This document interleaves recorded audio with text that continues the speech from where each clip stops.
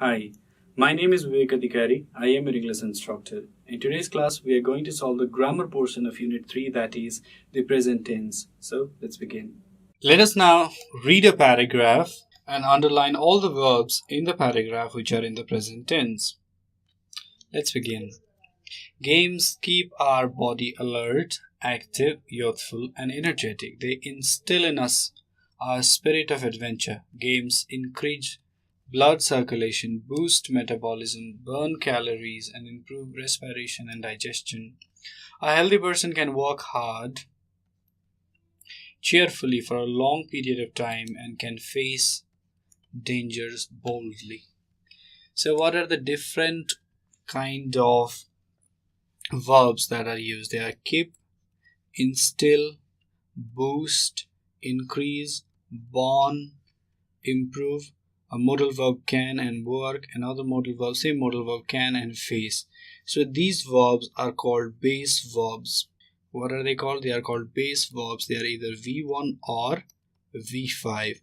So these are the base verbs. Now we are going to learn about why we use the present tense. The topic is the present tense, and we are now going to understand why we use present tense at certain times. So let's start by learning different kinds of present tenses and their uses. The present tense can be broadly divided into 4 different categories, and they are simple present tense, present continuous tense, present perfect tense, and finally present perfect continuous tense. So we have 4 different kinds of tenses. The first one is called simple present tense, the second is present continuous tense, the third is present perfect tense, and finally we have something called present perfect continuous tense. If you look at the time graph, this is the present time, this is future, and this is past. I'm going to call present PR and I'm going to call past, write the simple notation PA. So if you study about this, anything that roughly surrounds this area can be regarded as a simple present tense. If you study present continuous tense in a bar, in a line diagram, you will understand that present continuous tense is somehow different. Present continuous tense spans over some area of present. Something is going on in present, going on and on and on. While present perfect tense, something has already happened. You see, something has already worked out and we are trying to find what is it. So in the present perfect tense, something has already happened. Something has already happened and its effect is seen in the present tense. So something already happened.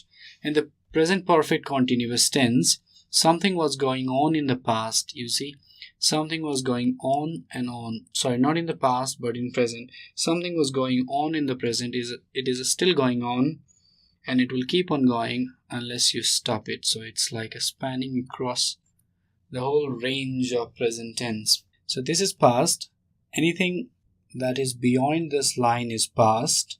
Anything that is further this line is future. And so in simple present tense, the whole, the idea of tense surrounds over the present tense. In present continuous tense, something is going on continuously, while in the present perfect tense, something has happened and its effect is seen now.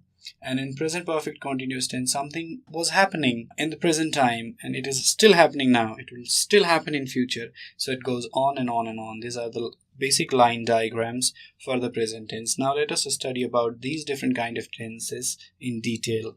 The first kind of tense that we have is called the simple present tense. Its uses is to express true statements. Its another use is to denote habitual or repeated actions. So it has got 2 different distinct uses. The first one is to express true statements. Anything that is true, we express them by the use of simple present tense. Another is to denote habitual or repeated actions. So something goes on and on as a habit or something, some actions are repeated. For example, water boils at 100 degrees Celsius. Another example is my mother always gets up at 4 o'clock in the morning. Hey, do you know that people who get up at 4 o'clock in the morning usually tend to be more intelligent than people who stay up late night? This is just what scientists have proved. The first example is water boils at 100 degrees Celsius. This is what we call universal truth. Water boils at 100 degrees Celsius in Kathmandu. Water boils at 100 degrees Celsius in New York.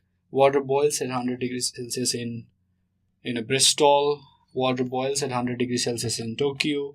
Everywhere you go, you travel the world, the water will boil. It always boils at 100 degrees Celsius. Now you can apply some science and say, no, that's not true, because water boils at 96 degrees Celsius in Kathmandu and water boils at maybe 93 degrees Celsius in China or Tibet. That is true, because as the altitude, goes on increasing from the sea level, the boiling temperature decreases. But we are not looking at this sentence in a scientific basis, but rather, we are applying the concept of universal truth grammatically. And the second sentence, if you look at this, my mother always gets up. So always gets up at 4 o'clock in the morning. So this is what we call habitual truth. This is what we call habitual truth. It is a habit, and your mother always gets up at 4 o'clock in the morning because it is her habit. So there are two kinds of truth. The first one is called universal truth, and the second is called habitual truth. If you look at the structure of the sentence, it is very simple. Subject plus V1 or V5 are simply known as base verbs plus object. So these V1 or V5 are often called base verbs. So what is the structure? Subject plus base verbs plus objects. Pretty easy. Now let's go to the second one, which is called present continuous tense. The present continuous tense is used to describe an action that is happening now. Something is happening now, and we are going to explain by using the present tense. For example, the children are playing in the school yard.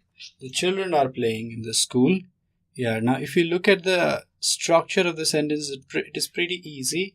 It is subject plus we have something called VING. We also call it V4. Subject plus VING plus object.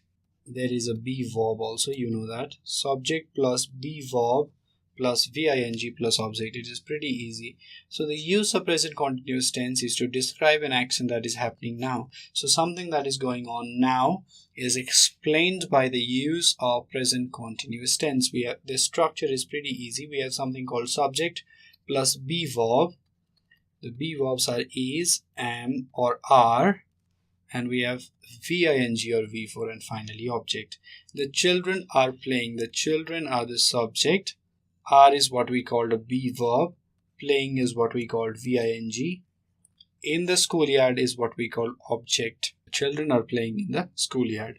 That means they are still playing in the schoolyard. They'll go on playing in the schoolyard. We don't know how long. For how long.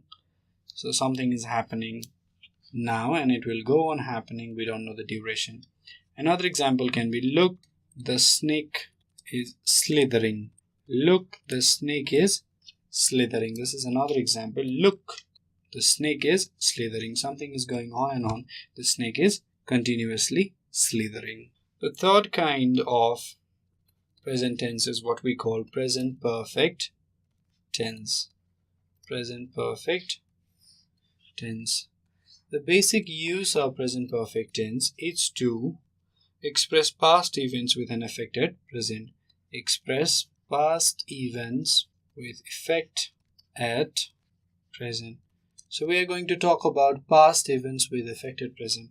The basic sentence structure is subject plus has or have plus past participle, also known as V3 plus object. So this is the simple sentence structure. Now let us write one example. He has broken his leg in an accident. Something happened in the past, right? Now its effect is still in present. What is the effect? He is in the hospital. He is in the hospital.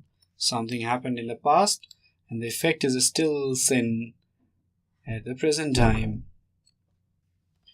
So the use of present perfect tense is to express past events with an effect at present. The basic structure is subject plus has have. These are known as have verbs. These are also called have verbs plus past participle, often known as V3 plus object. One example is he has broken his leg in an accident. He's in the hospital. Now, something happened in the past. So this happened in the past.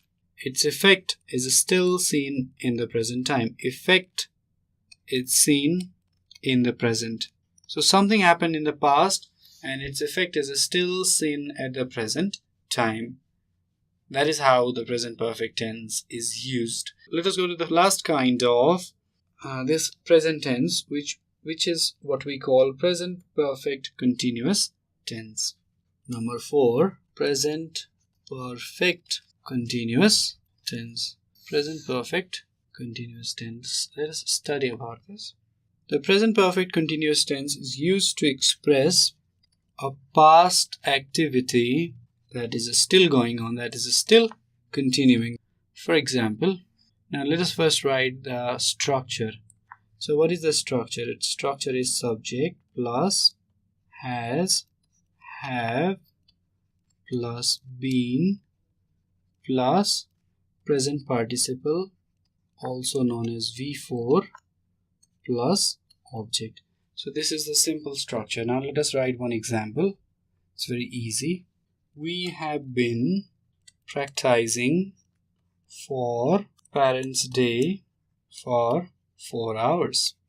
This is one example. Now the last kind of the present tense is what we call present perfect continuous tense. In this tense, the main use of this tense is to express a past activity that is still continuing. So something happened in the past, right? And it is still going on. So something happened in the past and it is going on and on and on till now. Basic structure is subject plus has, have, also known as have verb, plus been, plus present participle or V4, and finally the object. The example is, we have been practicing for Parents' Day for 4 hours. So before 4 hours, something happened. Something is happening right now and it will go on happening in future also. So from the past to the present to the future, something spans over. You see, something spans over. So this is what we call present perfect continuous tense. This is what we call present perfect continuous tense. Something happened in the past and it is spanning over present and it will even happen in future. So the longest route, the longest line in the line diagram is that of present perfect continuous tense. With this, we have come to end of today's class. Now I'm going to give you some homework like always. Your homework is to rewrite the following sentences applying the suitable verbs from the brackets. Now I'm going to write some sentences and I'm going to write verbs in brackets. You need to rewrite the sentences using the suitable form of the verbs. So this exercise is entirely from the present tense, the 4 different kinds of the present tense. So these are the questions. Right, these are the 5 different questions that you need to solve. They're pretty easy and they are your homework. You just need to, use the correct form of the verb. The verbs are given in the bracket like we have go, move, learn, work and study. You need to supply the correct form of the verb for these 5 distinct sentences. With this, we have come to end of today's class. If you have any questions or suggestions regarding this video series, feel free to write us at learning@deerwalk.edu.np. Thank you.